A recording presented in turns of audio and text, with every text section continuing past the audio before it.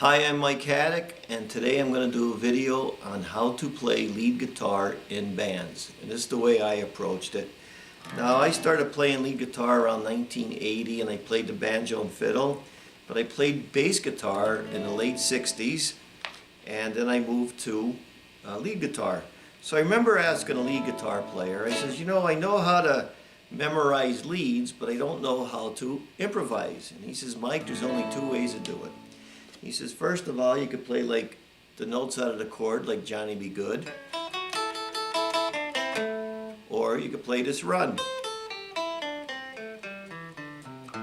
which everybody should know. And he said, somewhere in there is your leads. So when it comes to playing lead guitar in bands, everybody knows E, A, and B. And then you bar it and you take that E, F, B flat, and C. Or you could change the key to G, C, D, A, D, E, and you move up. So if you're playing in C, all the old rock and roll songs from Hank Williams, like came in last night at 10:30, well, the baby of mine wouldn't let me in. I said, move it on over. There's just three chords, move it on over. Hey, move over, old dog, the big dog's moving in. Those three chords. The way you know if you're a really great lead guitar player is if the people are coming, the girls are dancing, and the cash register is ringing. That's it. That's all you have to know. And when I played with different bands, I would always learn my lead behind that bar.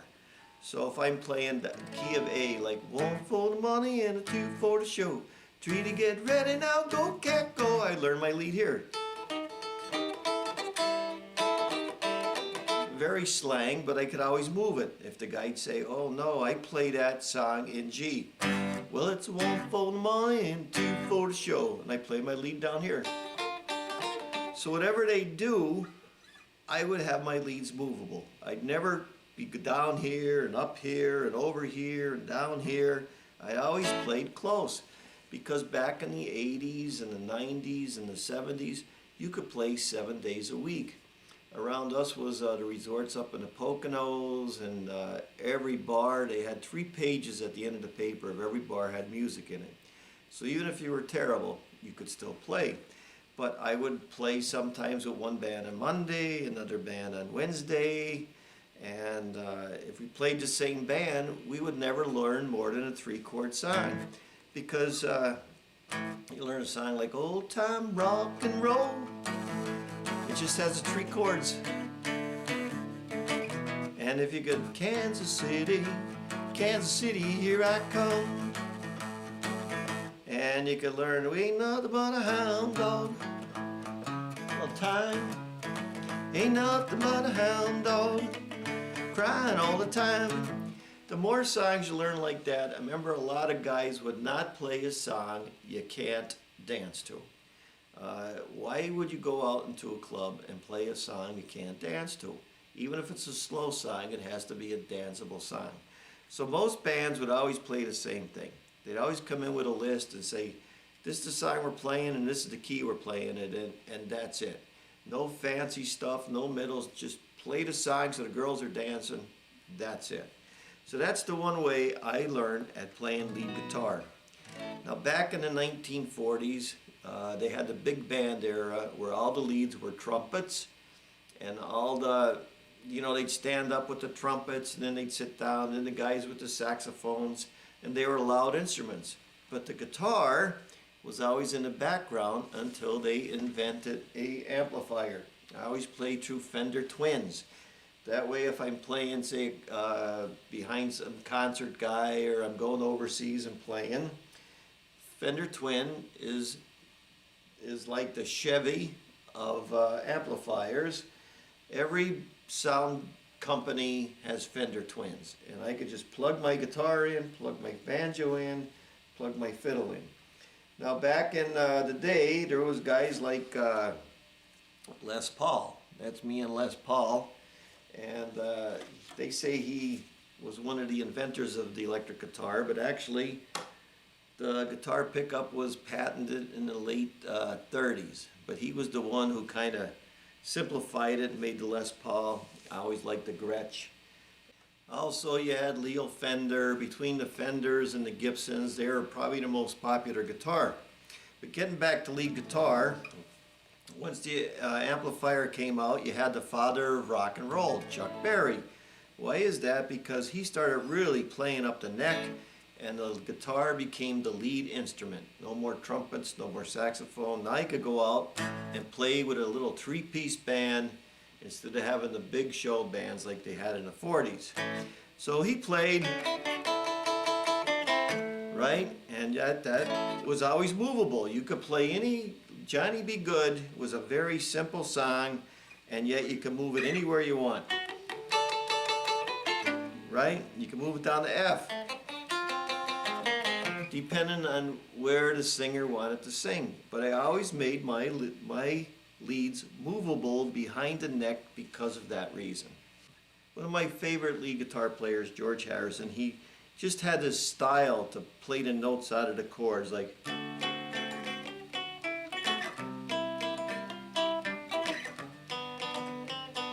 very simple. 8 days a week.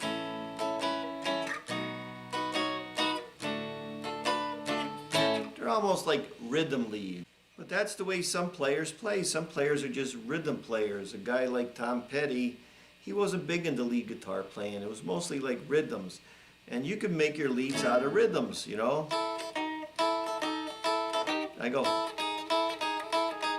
anything like that. And if you want to get in,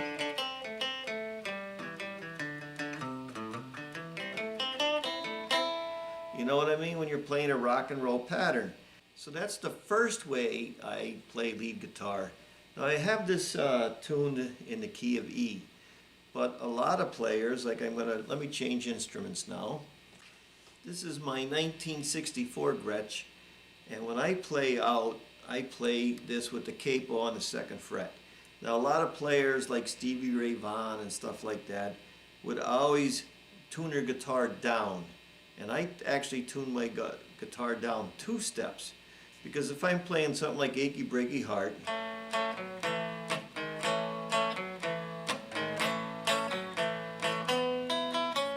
and the guy can't sing it in that key, he's got to go lower.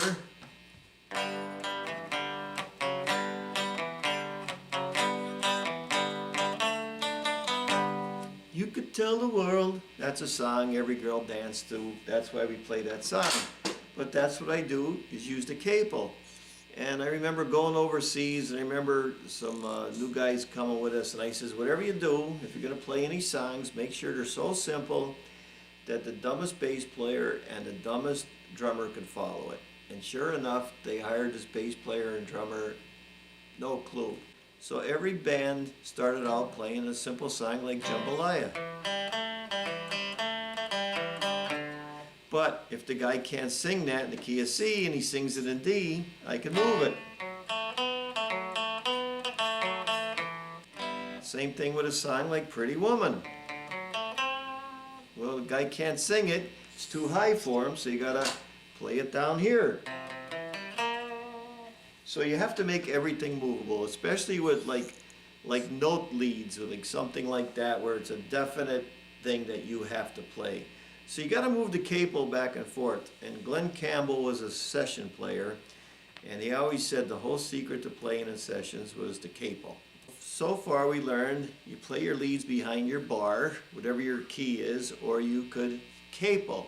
Now when I started playing in the 80s, I already played banjo, and I could play banjo 3 times better than I ever played lead guitar. But we never had to play hard songs. I mean, maybe Sweet Home Alabama, and I still trip over that if I do the lead. But back in the day when I played, you had on television the Beverly Hillbillies, you had the Dukes of Hazzard in the 80s, you had Bonnie and Clyde, and Hee Haw. Hee Haw was a big show. I mean, everybody on Saturday night watched Hee Haw because all the great country players would watch it. And that's a picture of me with Roy Clark, if you remember him. But I always made myself, I learned the fiddle, and I still play the same 6, 7 songs on the fiddle. So everything though was simple. I always try to do the simplest songs, so if I have to walk in with a band, I could play them, or I could sing them. So I'm going to leave you with a song, that I wrote called Rockin'. It's like a rockabilly song, 3-chord song, easy to play. The girls always dance to it. If you ever see Brian Setzer, tell him about it. But I gave this to a guy by the name of Sean Clush, who was an Elvis imitator, and he gave it to Carl Perkins. And Carl Perkins just got finished doing an album, said, man, I wish I had that song before I finished. And since then he passed away. But here it goes. Hey, my rockabilly baby, don't you step on my shoes. Ain't blue suede, but they sure can move. Hey, little baby, won't you hold me tight? Dance all night when the music is right. Hillbilly band got me up and around. Love to hear the music when the sun goes down. And I'm rocking. Can you feel the beat? I'm rocking. Can you feel the heat? Hey, shaking and a rocking and a moving around. Love to hear the music when the sun goes down.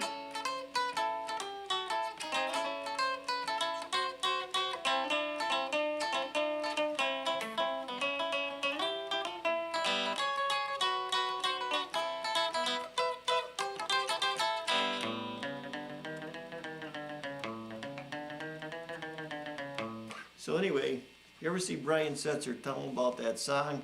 Thanks for watching. You're sitting around doing nothing. Coronavirus is going on. I always thought about doing this. You know about my masonry channel. It's funny that my hands still move like that. Thanks for watching. I'm Mike Haduck, and let me know what you think.